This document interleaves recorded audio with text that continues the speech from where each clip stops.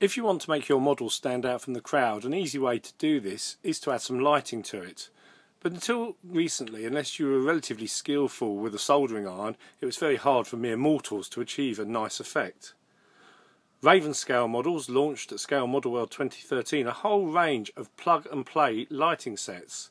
These are suitable for aircraft with wingspans between 12 and 24 inches, so virtually everything from 30-second down to 70-second scale you could fit these sets to. Only minimal modification to the kit is required, and I will give you a little guide to how I achieved that a bit later in this video. Each set comes with a full set of instructions which show you exactly what you have to do to wire up your model. Believe me, this might look a little bit scary, but it really isn't. They are very simple sets. Your first task on opening up a Raven Scale Models lighting set is untangling the little spaghetti of LEDs and wires. This is actually probably the most complicated thing you do in the whole construction process. Now what you have got here is a pre-wired computer chip. This is actually the controller which will change all the lighting sequences. You have a battery pack. This takes 2 cell batteries. Alternatively, you can fit a larger AA battery style holder, or at an extra cost, Raven Scale Models will fit a transformer so you can power it off the mains. The key part is the LEDs. Now there are actually a few different LEDs on here. You have a green and a red one for the wingtip lights. You have 2 landing lights. You have 2 high intensity strobes, white as in you've seen on many model areas, and a red beacon light. These will be activated in sequence. I'll show you that a little bit later. This is the clever part, this little silver line here. That is a reed switch. That will be glued to the side of your inside fuselage of your model and is activated by a magnet from the outside. And this enables you to run through a preset lighting sequence. Now I'm going to untangle this and try and tape it to my bit of paper so we can see this lighting sequence a bit more clearly. So here I have separated the LEDs out a bit so you can actually see them all quite clearly. The little reed switch is over here to the left. Now you are supplied with a little magnet. For demonstration purposes I've just put this onto a bit of blue tack on a bit of plastic rod. I would actually make up something a bit more permanent in real life. Literally all you have to do is just stroke the magnet along beside the switch and you will hopefully get the lights to activate. If you stroke it again, you'll get the next light in the sequence, which is the flashing red beacon. Stroke it again, we will now get the strobes come on. Stroke it again and you'll now get the landing lights to come on. The landing lights are very powerful, and with those illuminated you'll get about a 2-hour battery life. If you haven't got the landing lights on, the battery should last about 8 hours. That's based on the 2 little button cells that come with it.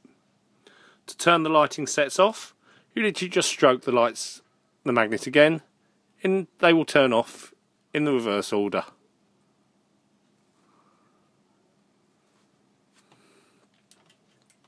Now to give you an idea of how effective these would look in a darkened room, I've turned the lights off in my studio. I'm actually struggling to see the setup here, but anyway I'm going to try and run through the sequence again with the lights off. So first we have the navigation lights, then we have the beacon,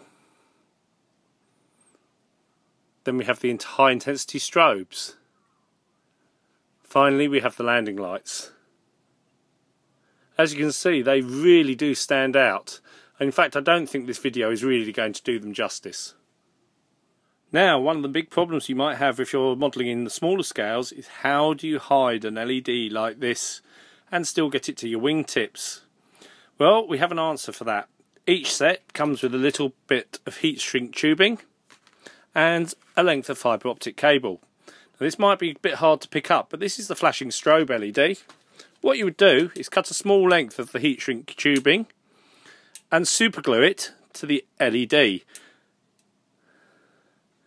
Now you insert a piece of the fibre optic, and lo and behold, if you can look at the end of the fibre optic, you have a flashing light. Now I've actually played with this and I can actually run about 6 of these fibre optics off that one little flashing LED. So obviously that does open up a whole world of possibilities. Are you science fiction modelers listening? I'm sure you are. Okay, I know we don't cover science fiction in our magazines, but for ease of use, this is the kit that I'm going to apply this lighting set to. I was going to put it to one of my Hasegawa P3 Orions, which I'm doing quite a hefty conversion on, but realistically, in the limited time scale, you wouldn't see that until the middle of next year. So this is Hasegawa's Falk, and it's a very simple thing I'm going to do. I'm just going to add some lights to this. We need a good quality drill set. This is sold by MDC, and I'll be using the 1mm, the 2.5 and 3mm to fit the lights. The 3mm one, cut this large hole. Now, how do you fit the light? Well, it really is simplicity. You literally just get your light, drill a hole, a little bit of super glue, stick it through, and Bob's your uncle. That's all there is to it. Now, obviously, you are going to be fitting these quite early on in the construction process. So how do you protect the LEDs once you're in place? Well, a little bit of PVA on the end of the lens will mask it off, and when you're finished, it will just easily scratch off with your nail or a little bit of water. Another big advantage to the Falk kit is that we have this big hole, which is where I'll be putting the battery compartment.